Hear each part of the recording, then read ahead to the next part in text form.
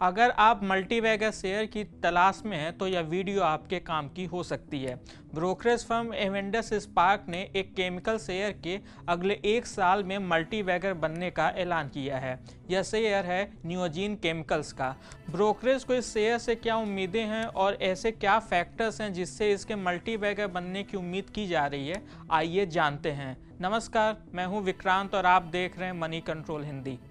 Brokerage firm Avendus spark ने Neogen chemicals के शेयरों को बाई रेटिंग के साथ कवर करना शुरू किया है।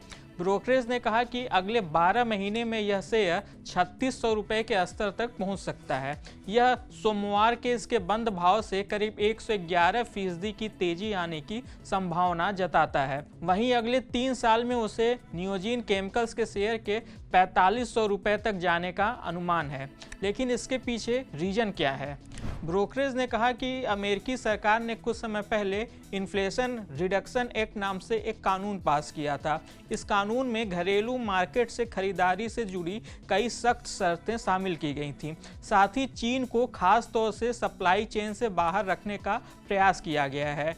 एवेंडस स्पार्क का मानना है कि इसके चलते नियोजीन केमिकल्स और गुजरात फ्लोरोकेमिकल जैसी भारतीय कंपनियों को काफ़ी फायदा हो सकता है।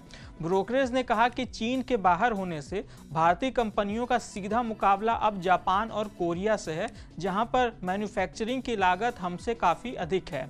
नियोजीन पहले से ही लिथियम कार्बोनेट की सबसे बड़ी इंपोर्टर है। वहीं ब्रोमीन और लिथियम चेन में इसकी अच्छी उपस्थिति है। ऐसे में यह इस मौके का लाभ उठा सकती है। हालांकि नियोजीन केमिकल्स और भी कई सेगमेंट में अपना विस्तार कर रही है। ब्रोकरेज ने कहा कि नियोजीन केमिकल्स इस समय अपने इलेक्ट्रिकल व्हीकल बिजनेस को बढ़ाने की कोशिश में है। इस सेगमेंट में कंपनी को अभी 1200 करोड़ रुपए और निवेश करना है। इसके चलते इसका शुद्ध कर्ज वित्त वर्ष 2024 के 400 करोड़ रुपए से बढ़कर वित्त वर्ष 2026 में 1700 करोड़ रुपए तक पहुंच सकता है। हालांकि 2027 के बाद से इसमें गिरावट आने की उम्मीद है। ब्रोकरेज ने कहा कि नियोजीन का शुद्ध कर्ज वित्त वर्ष 2026 तक उसके इबिट्टा के 7 गुना तक बढ़ सकता है, लेकिन उसके बाद वित्त वर्ष 2027 में यह घटकर 4 गुना पर आ जाएगा।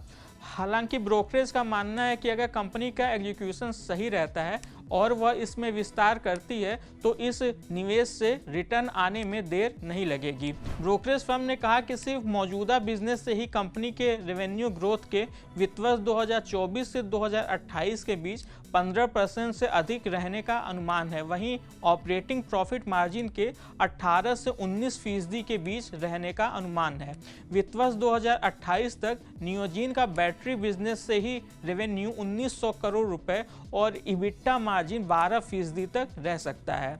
इस रिपोर्ट के बाद आज 17 सितंबर को नियोजीन केमिकल्स के शेयरों में तूफानी तेजी आई और दिन के कारोबार में यह 12% तक ऊपर बढ़ गया। इस साल अब तक कंपनी के शेयरों में करीब 22% की तेजी आई है। इस खास वीडियो में बस इतना ही। आपको यह जानकारी कैसी लगी हमें कमेंट बॉक्स में ज़रूर बताइएगा। जाते जाते हम यह साफ करना चाहेंगे कि हमने आपको स्टॉक को लेकर जो भी राय या टारगेट प्राइस बताए हैं वो एक्सपर्ट्स की खुद की राय है, न कि मनी कंट्रोल की। बिजनेस और स्टॉक मार्केट से जुड़ी ऐसी ही खबरों के लिए आप हमारी मनी कंट्रोल हिंदी की वेबसाइट को विजिट कर सकते हैं। इसके अलावा आप हमें यूट्यूब, फेसबुक, इंस्टाग्राम और एक्स यानी कि ट्विटर पर भी फॉलो कर सकते हैं। Thank you.